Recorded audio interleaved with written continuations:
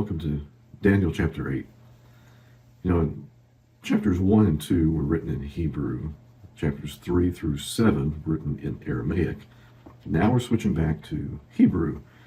And it's said, likely, that the target audience is targeted based on the language. So the Hebrew language was used to target the Hebrew people. So this is likely targeting the Hebrew people, the Jewish people. And so it's interesting to look at as we go back to the time of Belshazzar in the third year of Belshazzar's reign and see what Daniel is going to see. In the third year of the reign of King Belshazzar a vision appeared to me, Daniel, after that which appeared to me at the first. And I saw in the vision, and when I saw, I was in Susa the citadel, which is in the province of Elam. And I saw in the vision, and I was at the Ulai canal. Now recall that Belshazzar was the last king of the Babylonian Empire, and he reigned for 16 years along with his dad as co-regent during that time. And recall that there was a siege of the Babylonian Empire by the Medes and the Persians. And recall earlier that Nebuchadnezzar's empire was depicted by a head of gold, a chest of and arms of silver, mid-section of bronze, finally iron, and then iron and clay for feet, and how those metals and statue at that time represented successive leading empires in the world. Now Daniel shares a vision that starts with the Medo-Persian Empire. Now this citadel is about 230 miles east of Babylon and 150 miles north of the Persian Gulf Head. It was the main residence of the Persian king Darius I. It was later enlarged by King Xerxes, and it was the home of Esther. This is a whole other subject, but the Code of Hammurabi was found there in 1901. I raised my eyes and saw, and behold, a ram standing on the bank of the canal. It had 2 horns, and both horns were high, but one was higher than the other, and the higher one came up last. I saw the ram charging westward and northward and southward. No beast could stand before him, and there was no one who could rescue from his power. He did as he pleased and became great. We're about to see in just a few minutes that the 2-horned goat was Media and Persia. Now keep in mind that a horn probably denotes power or a king, where a beast itself probably denotes an entire nation, a kingdom. Now, Cyrus the Persian was considered to be a great man, and even by God. Proof of that is in 2 Chronicles 36, 22 to 23. Now in the first year of Cyrus, king of Persia, that the word of the Lord by the mouth of Jeremiah might be fulfilled, the Lord stirred up the spirit of Cyrus, king of Persia, so that he made a proclamation throughout all his kingdom, and also put it in writing. Thus says Cyrus, king of Persia, the Lord, the God of heaven, has given me all the kingdoms of the earth, and he has charged me to build him a house at Jerusalem, which is in Judah. Now in Ezra chapter 1, especially verse 7, indicates that the items that were taken out of the temple by Nebuchadnezzar were stored in Babylon and likely stored under the supervision of Daniel. Now they were stored there until Cyrus sent them back to Jerusalem in order to rebuild the temple. As I was considering, behold, a male goat came from the west across the face of the whole earth, without touching the ground. And the goat had a conspicuous horn between his eyes. Now the male goat with the horn between his eyes was clearly Greece. Now up to 200 years prior to the writing of Daniel, Greece was known actually as goat. You can take a look at some of the coinage from that time frame, and there is a goat on several of the coins. He came to the ram with the 2 horns, which I had seen standing on the bank of the canal, and he ran at him in his powerful wrath. I saw him come close to the ram, and he was enraged against him and struck the ram and broke his 2 horns. And the ram had no power to stand before him, but he cast him down to the ground and trampled on him.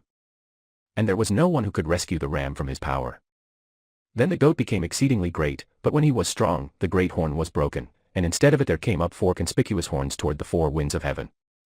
This was the Grecian, Alexander the Great, who had conquered the world by the age of 32, suddenly died after some kind of party, and then his 4 generals took over the lands that he had taken. Now, one of Alexander the Great's generals, Seleucus Nicator, took over Syria, Iran, and parts of Turkey. One of his descendants became what's called the Little Horn, which is a foreshadowing of the Antichrist, but this was back in that time. And so it was kind of, we've talked about the already but not yet. And his name was Antiochus Epiphanes IV. He took over from his father by killing his brother. Out of one of them came a little horn, which grew exceedingly great toward the south, toward the east, and toward the glorious land.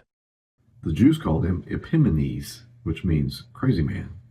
Recall he came to the throne in 175 BC, and he quickly killed about 40,000 Jews in just a few days, and also put about 40,000 others to hard slavery, or sold them into slavery. In 171 BC, he began his vile actions at the temple. On December 15th, 168 BC, he sacrificed a giant sow on an idol altar and forced the priest to eat its flesh, then sprinkled its broth all over the temple. It carried off the candlesticks, anything of value, and destroyed the books of the law. A large image of Zeus was placed in the Holy of Holies. According to the Jews, this was an abomination of desolation. This was clearly a foreshadowing of the Antichrist.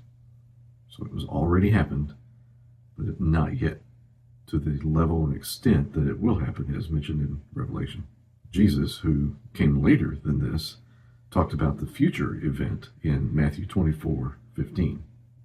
Altars to Zeus were set up throughout the kingdom, and emissaries were set up in order to ensure that everybody worshipped Zeus at these altars.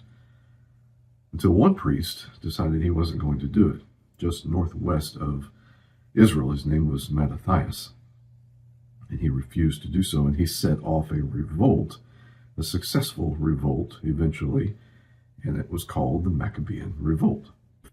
On December 25th, 165 BC, the temple was rededicated after the Maccabean Revolt, after they had won, and the feast began. It was called the Feast of Dedication. It grew great, even to the host of heaven. And some of the host and some of the stars it threw down to the ground and trampled on them. It became great, even as great as the prince of the host.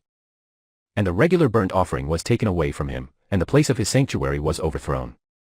And a host will be given over to it together with the regular burnt offering because of transgression, and it will throw truth to the ground, and it will act and prosper. In this case, the host of heaven actually means the leaders of the Jews.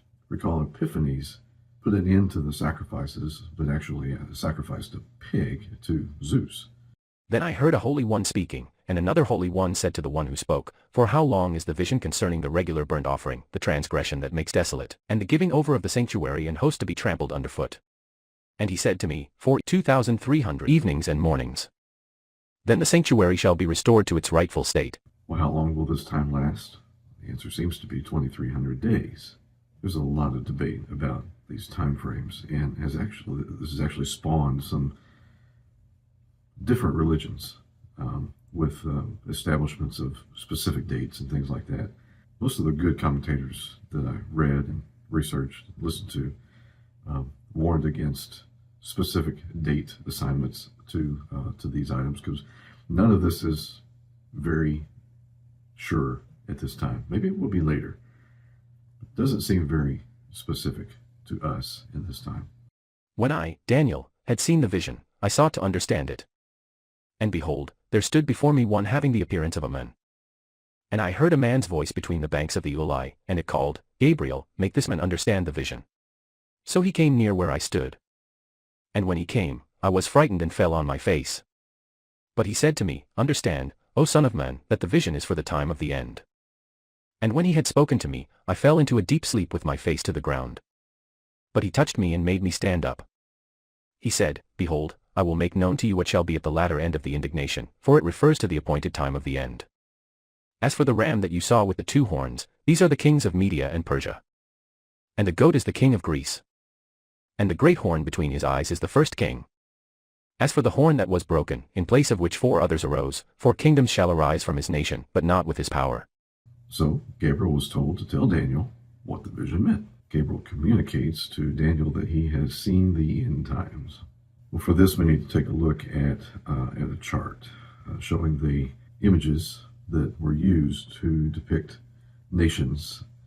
So we see the Medo-Persian Empire was depicted in chapter 8 by a ram, Greece by a goat, of course that is Alexander the Great, and his 4 divided empires to his generals, Cassander, Lysimachus, Seleucus, and Ptolemy. Seleucus and Ptolemy will have a lot to do in future chapters. We'll see them again for sure.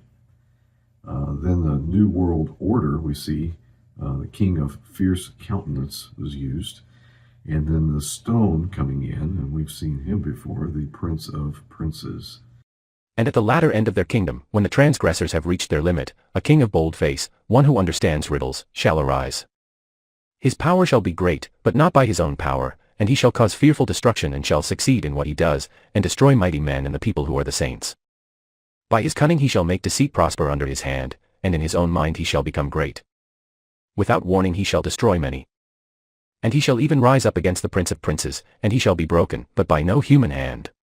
23 to 26 is referencing Antiochus Epiphanes and the Antichrist.